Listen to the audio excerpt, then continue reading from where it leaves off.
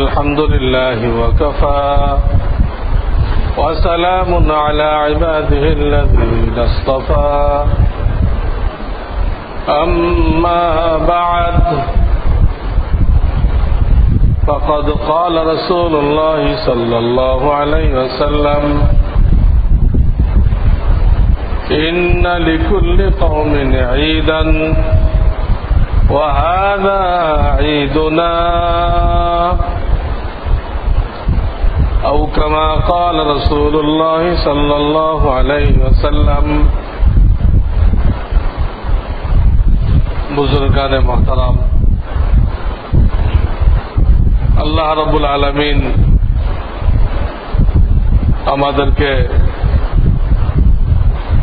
তৌফিক দান করেছেন যে আমরা রমজানের রোজা, রমজানের তারাবি এগুলো আদায় করতে পেরেছি। আমি আগেও বলেছি রোজা 29 হোক আর 30 হোক, আল্লাহ সর্ব অবস্থায় সওয়াব 30টা দিবেন। 29 হলে 29 সওয়াব দিবেন, সওয়াব 30টা। কেন? যদিও এই মাস 30 হয় নাই, কিন্তু মুমিন বান্দারা মানসিকভাবে প্রস্তুতি নিয়েছিল যে 30টা হলে তারা 30টাই রাখবে। তাদের এই নিয়তের মধ্যে কোনো কমজোরি ছিল না। এই নিয়তের কারণে রমজান মাস 30 হলে আমি 30টাই রাখবো, 29টা রেখে রোজা বাদ দেব না। ওই নিয়তের কারণে এখন যে কয়দিনে যাক আল্লাহ সওয়াব 30টা দান করবেন। যেমন আখিরাতে আমাদেরকে কোটি কোটি কোটি বছর, যার কোনো শেষ নেই, আল্লাহ রাব্বুল আলামিন আমাদেরকে জান্নাতে স্থান দিবেন, জান্নাতের নিয়ামত দিবেন। ওই জান্নাতের তো শুরু আছে, কিন্তু ওই জান্নাতের কোনো শেষ নেই। এই জন্য কোরআনের আয়াতে এটাকে মিরাস বলা হয়েছে। তিলকাল জান্নাতুল্লাতী উরিসতুমুহা বিমা কুনতুম তা'মালুন। উরিসতুমুহা, এই উরিসতুমুহা মানে মিরাস। মিরাস কেন বলা হলো? আল্লাহ জান্নাত দিবেন, এটাকে মিরাস কেন বললেন? মালিকানার তো আরো অনেক সোর্স আছে, পদ্ধতি আছে। কেনা বেচা করলে মালিকানা হয়, কেউ গিফট করলে মালিকানা হয়, আর তো পদ্ধতি ছিল। আল্লাহ আমাদেরকে গিফট করতেন, কোনো অসম্ভব ছিল না। কিন্তু কোরআনে তিনি শব্দ ব্যবহার করছেন উরিসতুমুহা, জান্নাতকে তোমাদের মেরাজ হিসেবে দেওয়া হবে। এই শব্দটা এই জন্য ব্যবহার করেছেন কারোর মনে সন্দেহ আসতে পারে, হয়তো অনেকদিন জান্নাতে থাকার পরে এক সময় আল্লাহ বলবেন আর কত আরাম ভোগ করবা, অনেক তো করলাই, চলো কালকে থেকে ওই জান্নাতের গেট লক করে দিচ্ছি, তোমরা যেখানে ভালো যাও, জান্নাত আর চলবে না, অফ। যদি এরকম বলে তাহলে আমরা কোথায় যাব? শয়তান কারো দিলের মধ্যে এই ধোঁকা দিতে পারে, এই ধোকার জড় কেটে দেওয়ার জন্য, মূল্যচ্ছেদ করার জন্য আল্লাহ মেরাজ শব্দ ব্যবহার করছেন। তুমি কিনলে এখানে অংশীদার বেরোতে পারে, বা দেখা যাবে তোমার আগে আর একজন কিনছে, তোমার দলিল টিকবে না, এই সমস্ত আশঙ্কা আছে। কিন্তু যেটা মেরাজ পাওয়া যায়, যুগ যুগ ধরে আপনার মুরব্বীদের কাছে ছিল, আপনার পর্দাদার কাছে ছিল 60-70 বছর, আপনার দাদার কাছে ছিল 60-70 বছর, আপনার দাদা মারা যাওয়ার পরে আপনার আব্বার কাছে ছিল 60-70 বছর, এখন ওনার ইন্তেকাল হয়ে গেছে, আপনি মেরাজ সূত্রে এটা মালিক হয়েছেন। এই সম্পত্তির মধ্যে কোন অংশীদার বেরিয়ে আসবে, আর একজন আগের দলিল দেখাইবে 300 বছর আগের দলিল, এর কোন সুযোগ নেই। যে সম্পত্তি যুগ যুগ ধরে আপনার বাপদাদার কাছে ছিল, আর একজন দলিল দেখানোর কোন অবকাশ নেই, দেখাইলেও ওই দলিল টিকবে না। তুমি 300 বছর আগে মালিক, তো তোমার নামজারি কই, তোমার খাজনা কই, তোমার দখল কই, কিছুতে নেই। এটা ভুয়া দলিল, ভুয়া দলিল হয়ে। তো আমার বলার উদ্দেশ্য হল এই, দুনিয়াতে আমাদের ইবাদত বন্দিগি সীমিত, আমাদের ইবাদত বন্দিগি সীমিত। কেউ 50 বছর, কেউ 60 বছর, কেউ 70 বছর ইবাদত করতেছে,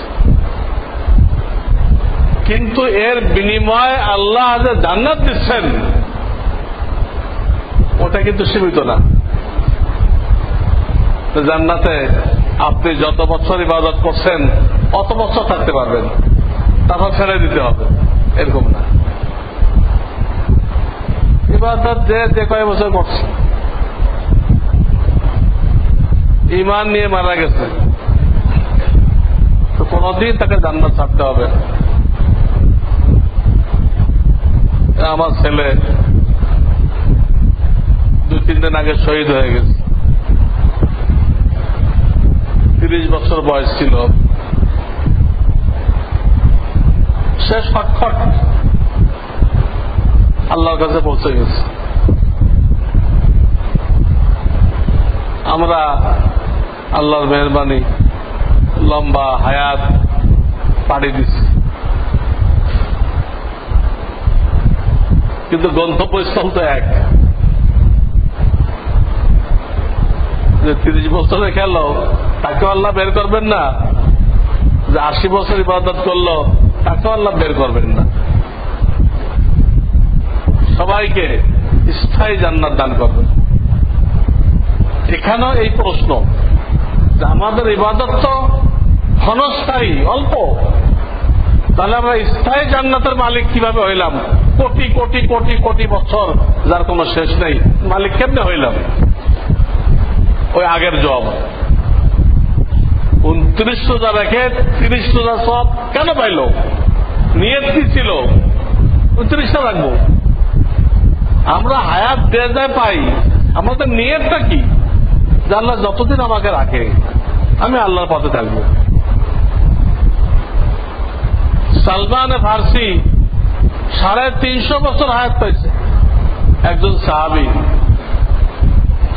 সাহাবী, আমাদের নবীর সাহাবী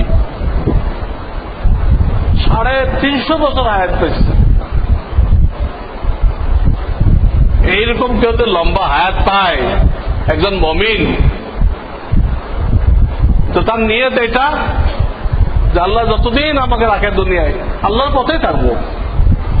আল্লাহ যত কুরবানি চায়, যত ত্যাগ চায়, সব ত্যাগ আমি করবো, কিন্তু আল্লাহর রাস্তা ছাড়বো না, আল্লাহর পথ ছাড়বো না। আমার আর কোনো পথ নেই, আর কোনো মাওলা নেই। এই যে তার নিয়ত, যতদিন আল্লাহ রাখে, 1000 বছর যদি আল্লাহ রাখে আল্লাহর ইবাদত করবো, 3000 বছর যদি আল্লাহ রাখে, তো রাখবেন না। যদি রাখে আমরা কি 80 বছর পরে নামাজ ছেড়ে দিব? নামাজ পড়তে থাকবো। রমজান আসলে কি রোজা ছেড়ে দিব? 80 বছর রাখলাম, আর কত রাখবো, থাক। এটা তো কেউ করবে না, কোন মুমিন এটা করবে না। তার নিয়ত আল্লাহ যতদিন রাখে। এই যে নিয়তের মধ্যে দীর্ঘমেয়াদী নিয়ত পাওয়া যেতেছে, এই জন্য আল্লাহ তাআলা দীর্ঘমেয়াদী জান্নাত দান করবেন, যে জান্নাতের শুরু আছে শেষ নেই। আমরা যে রোজা রাখলাম এর আসল বদলা তো আল্লাহ জান্নাত হাসরের ময়দানে নিজে হাতে দিবেন। রোজার বৈশিষ্ট্য তো এই জায়গায়, অন্য ইবাদতের প্রতিদান ফেরেশতাদের মাধ্যমে দিবেন, কিন্তু রোজার প্রতিদান কোন মাধ্যম নেই। রব্বুল আলামিন স্বহস্তে নিজের হাতে দান করবেন। হাদিস আছে, ও আনা আজিজি বিহি, আমি নিজের হাতে রোজার বদলা প্রতিদান তোমাদেরকে দিব। এখন এটা আমাদের কল্পনার বাইরে। আল্লাহ যে প্রতিদান দিবেন কত উন্নত মানের যে হবে, আমরা এখন এটা কল্পনা করার ক্ষমতা রাখি না। আল্লাহ দিবেন, এর বদলা নিজে হাতে দিবেন।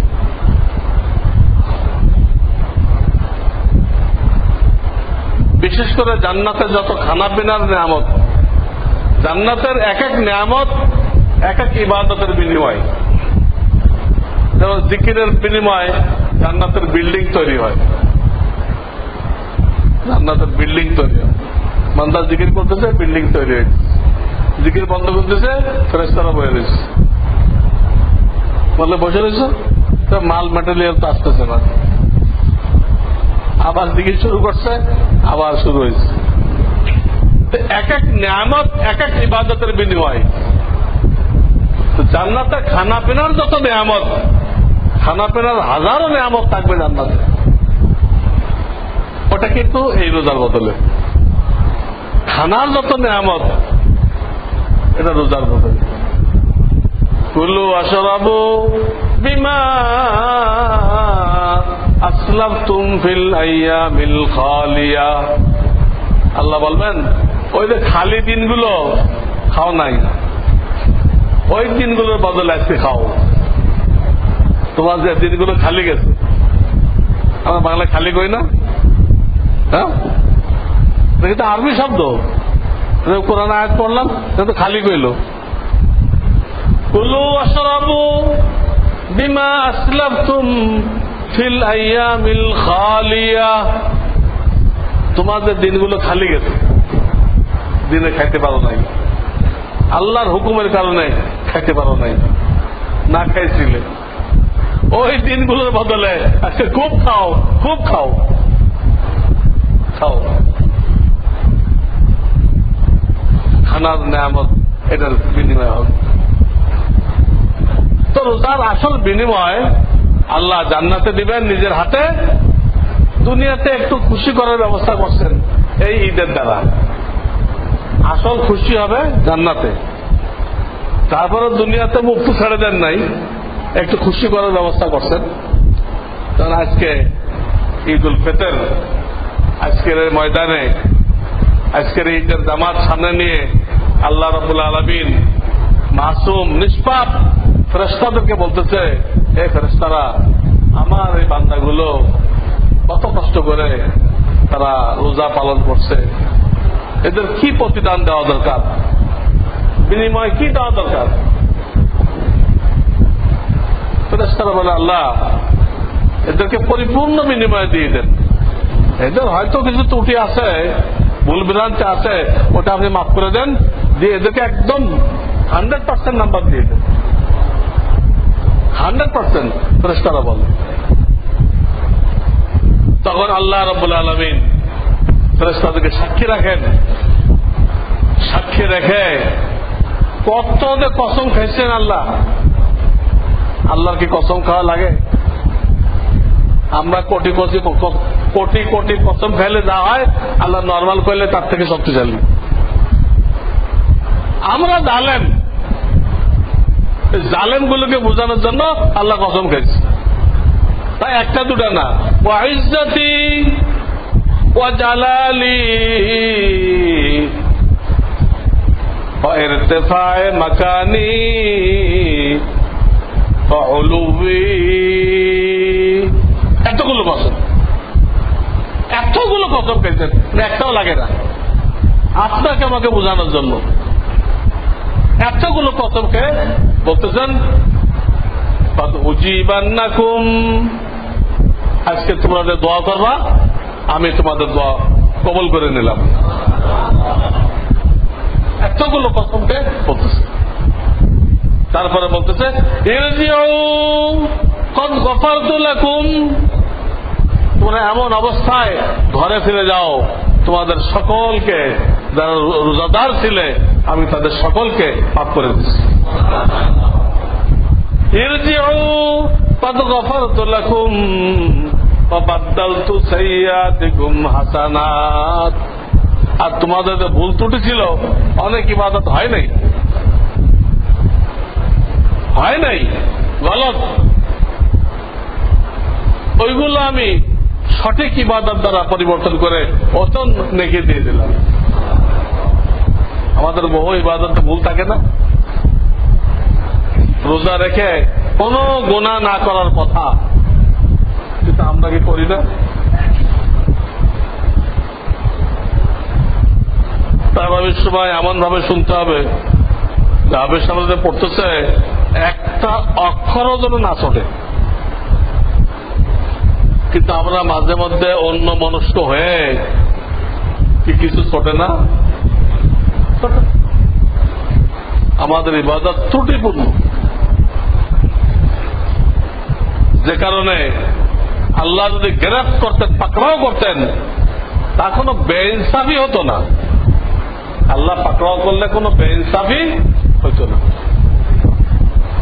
কিন্তু এখানে বলতেছে পাকড়াও তো করবোই না আমি তখন চেষ্টা করছো তুমি আমাকে খুশি করার জন্য তোমার এই ভুল ভ্রান্তিগুলো ভুল ইবাদত গুলো আমি সঠিক ইবাদত দ্বারা পরিবর্তন করে দিলাম ফাবাদদালতু সাইয়্যাতিকুম হাসানাত কারণ আজকের ঈদ রোজাদারদের জন্য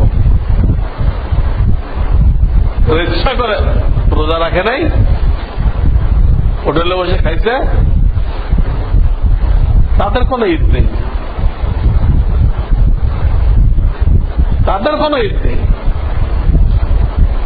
এই আনন্দের মধ্যে তাদের কোনো অংশ নেই তারা তো তাদের জান্নাতের ভাগ দুনিয়া খেয়ে নিছে দুনিয়া উসুল করছে রাখে নাই কিছুই রাখে নাই এই জন্য আজকের ঈদ রোজাদারদের আমাদের মজলিস সব কই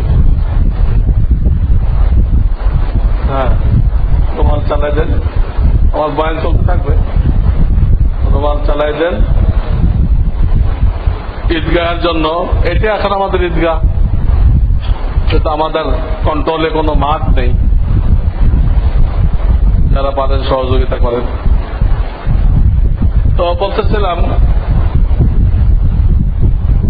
এই ঈদের নামাজকে আল্লাহ এতটা গুরুত্ব দিয়েছেন ওয়াজিব নামাজ ঈদের নামাজের খাতিরে আজকের এই ঈদের দিনে ঈদের নামাজের আগে বাড়িতে কোনো নফল পড়া জায়েজ নেই ইশরাক চাষ পড়া জায়েজ নেই মসজিদে এসে পড়বেন তাও জায়েজ নেই কোনো নফল জায়েজ নেই ঈদগাহ এসে ঈদের নামাজ হয়ে গেছে তখন ঈদগাহে পড়বেন তাও অনুমতি নেই এটাকে স্বতন্ত্রভাবে দেখানোর জন্য এটা ঈদের নামাজ এর সাথে আর কোনো কিছু মিশ্রণ না হয় পিওর রাখার জন্য এর আগে সমস্ত নফল ইশরাক চাষ সব নিষেধ ঈদের নামাজের পরও মসজিদে পড়তে পারবেন না ঈদগাহে পড়তে পারবেন না হ্যাঁ ঘরে পৌঁছলেন নামাজ শেষ করে বাড়িতে পৌঁছে গেছেন তখন আপনার জন্য ইশরাক চাষ জায়েজ হয়ে গেল এখন পড়লে আর ঈদের সাথে কোনো সামঞ্জস্য হবে না। ঈদকে স্বতন্ত্র রাখার জন্য আল্লাহ এই নফলকে নিষেধ করে দিচ্ছে। কেউ উমরে কাজা পড়তে পারে, একটা লোক ফজর নামাজ পড়ে নাই কোনো কারণে, তার উচিত ঈদের আগে ওটা সেরে ফেলা, ওটা উমরি কাজা ফরজ, ওটা নিষেধ না, কিন্তু সব রকম নফল নিষেধ। এই মাসটা আপনার জেনে রাখেন। আর ঈদের দিনের সুন্নত আমি বারবার বলছি, গোসল করা, মিসওয়াক করা, তার যে কয় সেট কাপড় আছে এর মধ্যে যেটা উত্তম ওটা পরিধান করে আসা। নূতনের কোন শর্ত নেই হাদিসে, নূতন পরে আসতে হবে।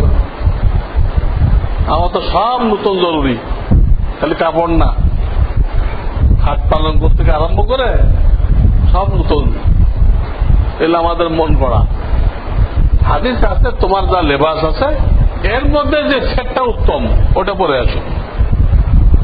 তো দেখো ওটা হারাম না হয়। হারাম হয় কেমনে? আপনি অরিজিনাল সিল্ক পরে আসলেন, রেশম,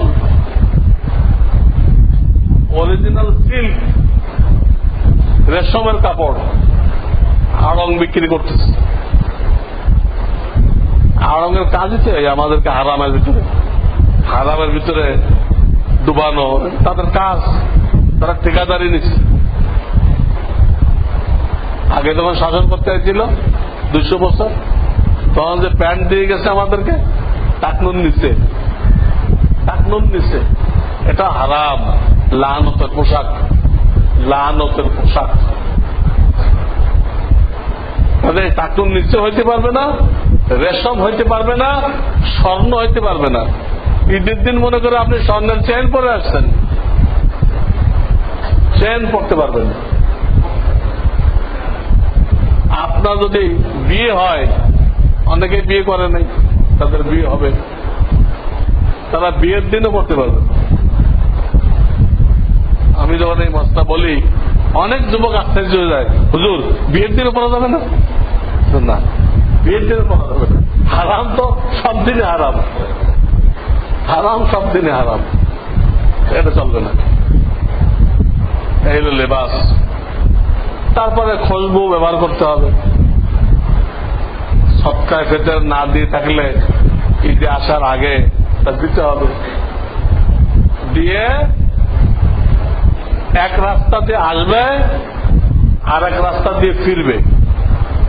উদ্দেশ্য সব মুসলমান ভাইয়ের খবর নেওয়া, আত্মীয় স্বজনের খবর নেওয়া। এক রাস্তা দিয়ে আসবে, আর এক রাস্তা দিয়ে যাবে। এবং এই ঈদে আসার সময় আস্তে আস্তে তাকবীর পড়তে পড়তে আসা। ঈদুল আজহায় যখন আসতে হয় তখন জোরে জোরে তাকবীর পড়তে পড়তে আসতে হয়। তাকবীর এই ঈদেও মাপ নেই, কিন্তু আসতে আল্লাহু আকবার, আল্লাহু আকবার, লা ইলাহা ইল্লাল্লাহু, আল্লাহু আকবার, আল্লাহু আকবার, ওয়ালিল্লাহিল হামদ। এই তাকবীর আসতে পড়তে হবে। কিন্তু অনেক খতিবরা এই তাকবীরটা খুতবার মধ্যে পড়ে। খুতবার মধ্যে পড়ার কোন দলিল নেই। এই তাকবীর খুতবার মধ্যে পড়ার কোন দলিল নেই।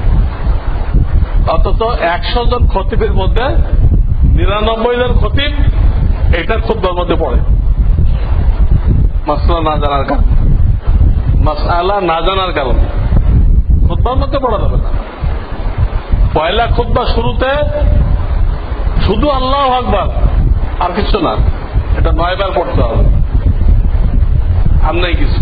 আর খুতবা দ্বিতীয় খুতবা শুরুতে 7 বার, দ্বিতীয় খুতবা শেষে 14 বার। তাকবীর আছে, তারা তাকবীর না পড়ে তাকবীরে তাশরিক পড়তেছে। তাকবীর এক জিনিস আর তাকবীরে তাশরিক আর এক জিনিস, একটা জায়গায় একটা।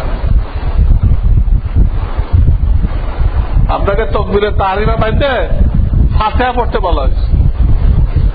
আপনি সূরা কাউসার পড়লেন, হবে? এটাও ভুল।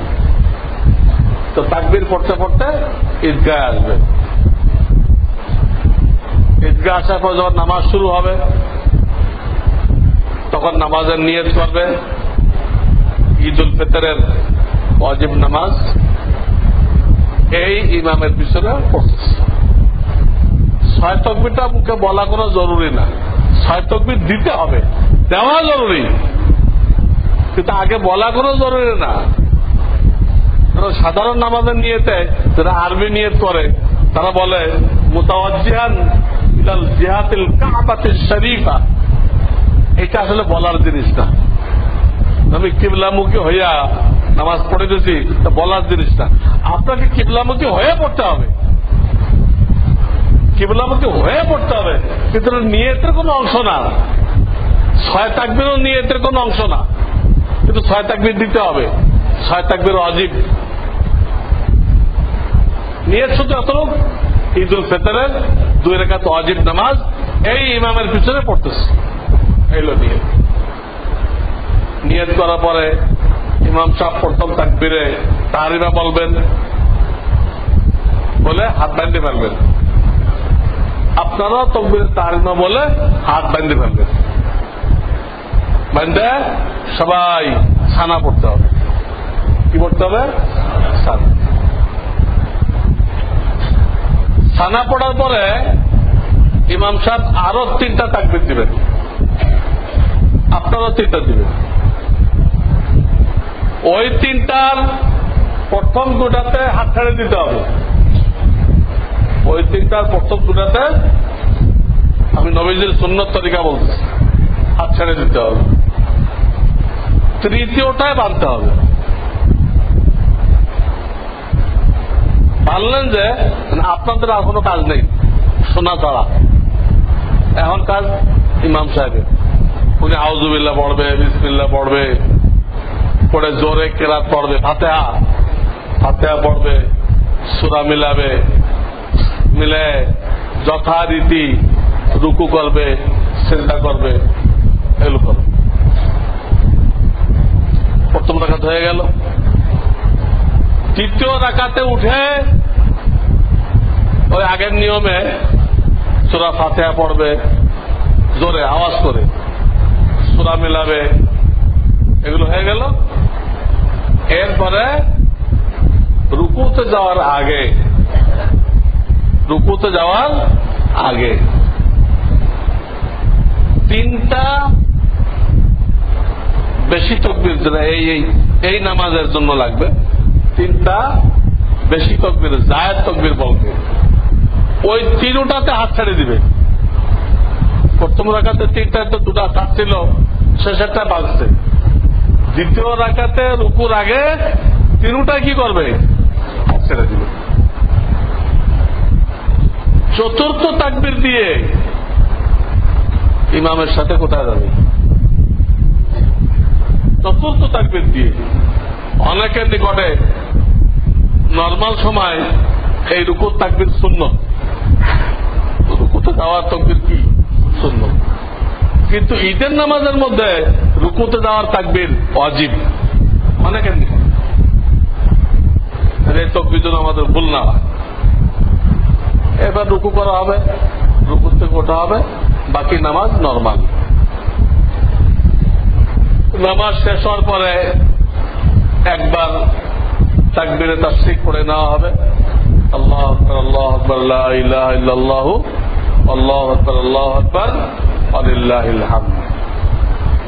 এরপরে সংক্ষিপ্ত দোয়া হবে, কারণ দোয়াটাই এই জায়গায় সুন্নত, সব জায়গায় কিন্তু হয় খুতবার পরে।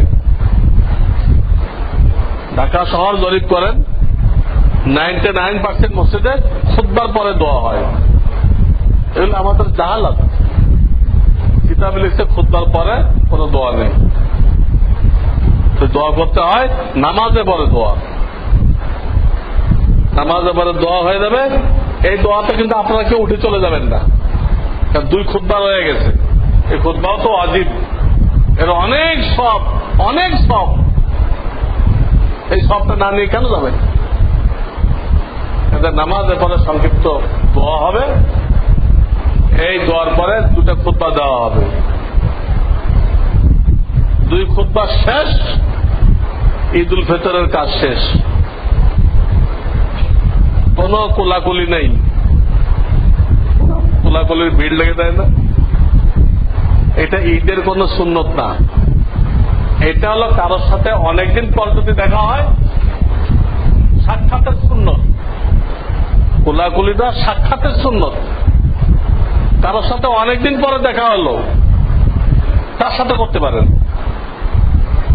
কিন্তু এরকম করবেন না তার সাথে দেখা হয়েছিল ঈদের আগে, তখন কোলাকুলি করেন নাই, নামাজের পরের জন্য দেখে দিচ্ছেন, তাহলে হবে না।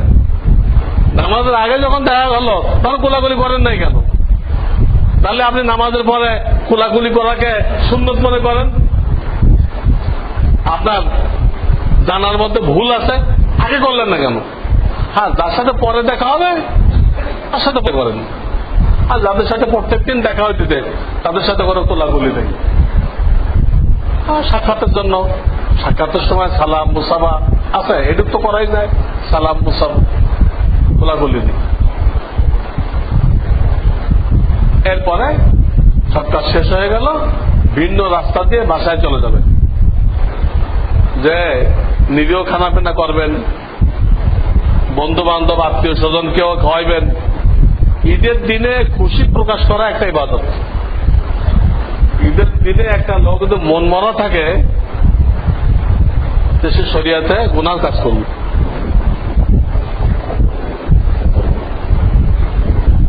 আমার ছেলে শহীদ হয়ে গেছে, আজকে তৃতীয় দিন। আমার তো সেই জন্য এখন প্রেশান থাকলে হবে না। আল্লাহ যখন ঈদ কইছে আমাকে খুশি প্রকাশ করতে হবে, নিজেও খাইতে হবে, বন্ধু বান্ধবকেও খেলাইতে হবে, কিছু গরিব দুঃখীকেও খেলাইতে হবে, দান সৎকার করতে হবে। তা না হলে আল্লাহকে খুশি করার জন্য বলছিল, আল্লাহর হুকুম পালন করা হলো। এই ঈদের সুন্নত গুলো আমি শুরু থেকে শেষ পর্যন্ত বলে দিলাম। আল্লাহ তাআলা আমাদেরকে অক্ষরে অক্ষরে আমল করার তৌফিক দান করেন। এখন আমরা দাঁড়ায় কাতা সোজা করি, কোন আযান একামত দান করেন। এখন আমরা দাঁড়ায় কাতা সোজা করি।